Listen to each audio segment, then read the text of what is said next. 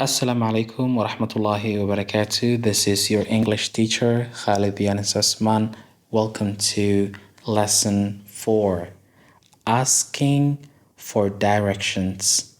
Asking for directions.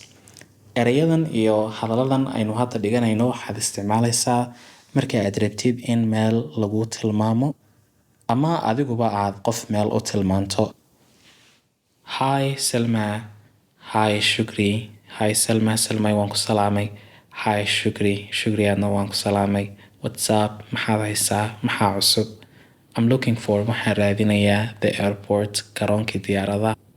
Can you tell me ma ii sheegi kartaa ama ma ii tilmaami kartaa how to get there si wadada aan u raaci karo seen u tegi karaa halkaa?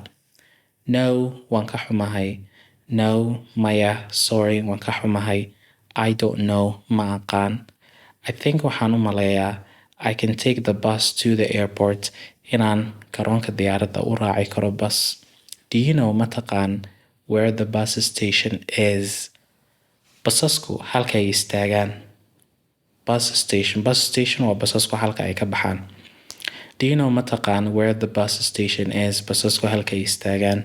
Sure, طبعا. It's over there. Halka ay istaagaan. Where? Xagee?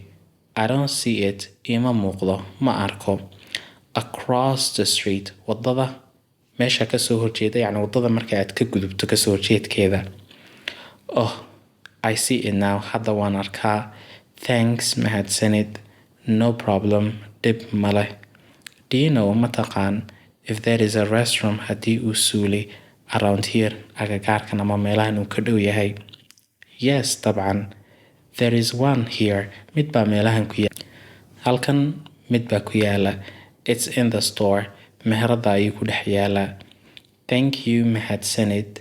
Bye, salama. Bye bye, maca salaamo.